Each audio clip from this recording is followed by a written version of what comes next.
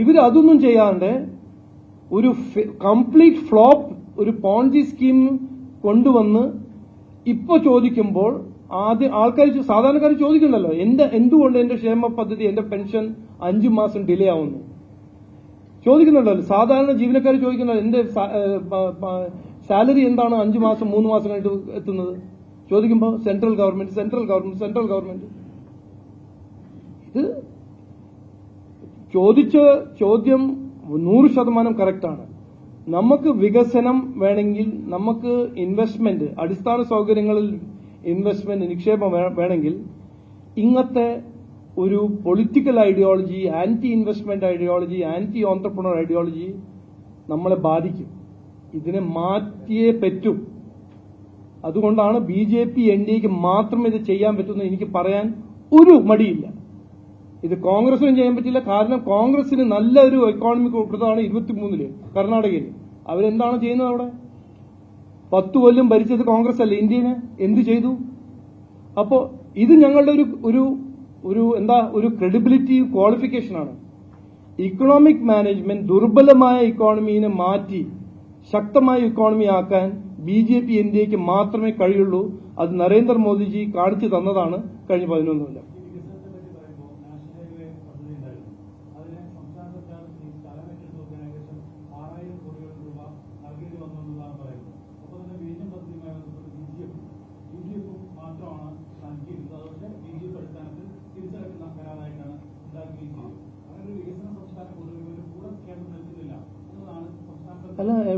അല്ല വിഴിഞ്ഞത്തിൽ കാശ് കൊടുത്തല്ലോ കേന്ദ്ര സർക്കാർ.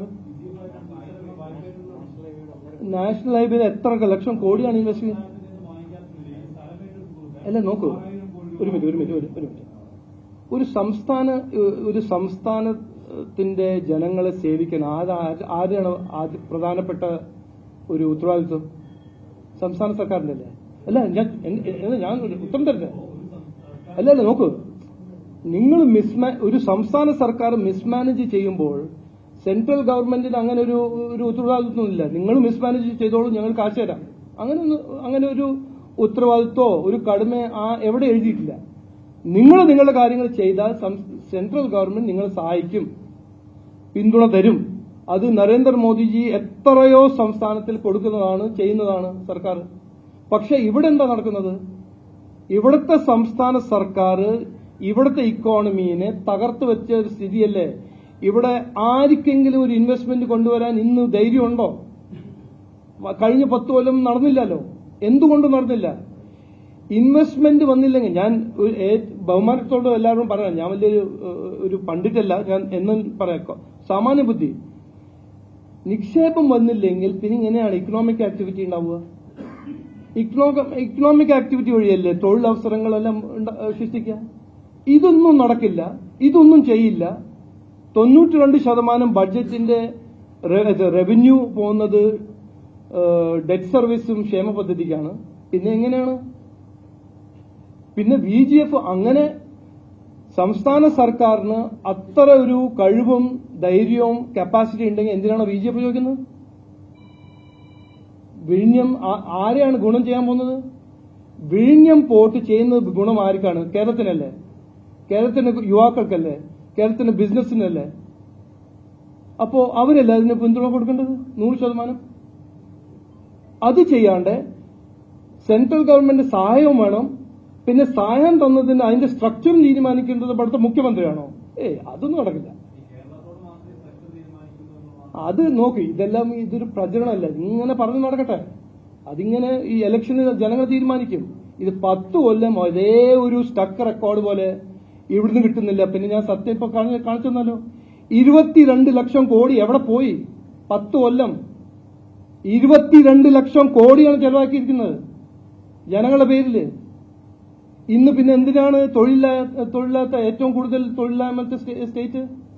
ഏറ്റവും കൂടുതൽ വിലക്കയറ്റം എന്തുകൊണ്ടാണ് ഈ സ്റ്റേറ്റിൽ? അത് സെൻട്രൽ ഗവൺമെന്റിന്റെ ഉത്തരവാദിത്വമാണോ? പിന്നെ എന്തിനാണ് ബഹുമാനപ്പെട്ട മുഖ്യമന്ത്രി ആയിട്ടിരിക്കുന്നത്?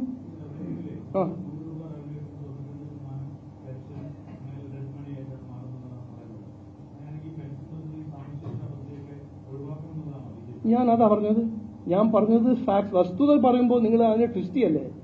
ഞാൻ ഇതാണ് വസ്തുത എന്ന് പറഞ്ഞാൽ ഇത് fixed commitment. Pension plus debt service 92%. പിന്നെ ബാക്കിയുള്ളത് എന്താ 8%. പിന്നെ എങ്ങനെയാണ് വികസനം കൊണ്ടുവരാൻ പോകുന്നത്? അതെന്റെ ഒരു ചോദ്യം. ഞാൻ പറഞ്ഞല്ലേ, ഞാനൊരു സാധാരണ ഒരു കുറച്ചാലും പഠിച്ച ഒരാളാണ്. ഇതിലൊരു മാജിക് ഉണ്ടെങ്കിൽ ബാലഗോപാൽജി അല്ലെങ്കിൽ ബഹുമാനപ്പെട്ട മുഖ്യമന്ത്രിജി പറയാം. 10 കൊല്ലം നടന്നിട്ടില്ല, ഇനി 11ാമത്തെ കൊല്ലം നടക്കുകയാണെങ്കിൽ അതും നടക്കില്ല എന്ന് പറയാൻ ആഗ്രഹിക്കുന്നു ഞാൻ.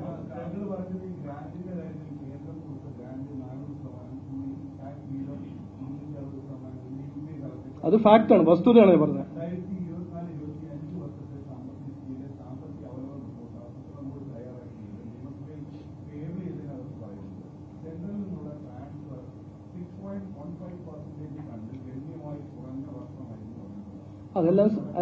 അതെല്ലാം സുപ്രീം കോടതിയിൽ പറയാൻ അവർക്ക് ഒരു അവസരം കിട്ടിയല്ലോ, അവിടെ പറഞ്ഞല്ലോ. എന്നിട്ട് എന്താണ് സുപ്രീം കോടതി പറഞ്ഞത്? എന്തെങ്കിലും കിട്ടിയോ? ഇതെല്ലാം നോക്കൂ. CPM-ഉം കോൺഗ്രസ് തമ്മിൽ ഒരു നല്ലൊരു അന്തർധാര ഉണ്ടെന്ന് എല്ലാവർക്കും അറിയാം. അവിടെ ഞാൻ ടേബിൾ ചെയ്യുന്നു, നിങ്ങൾ അത് അക്സെപ്റ്റ് ചെയ്യുന്നു, നമ്മൾ രണ്ടാളും ഇരുന്നിട്ട് സെൻട്രൽ ഗവൺമെന്റിന് പരാതി പറയുന്നു. ഓക്കെ, പറയട്ടെ. പക്ഷെ സത്യം ഇതാണ്, വസ്തുത ഞാൻ മുമ്പോട്ട് വയ്ക്കുന്നു. നിങ്ങൾ തീരുമാനിച്ചോളൂ. നിങ്ങളെ പ്രേക്ഷകർ നിങ്ങൾ TV യിലും ന്യൂസ് പേപ്പറെല്ലാം വായിച്ച് തീരുമാനിക്കട്ടെ.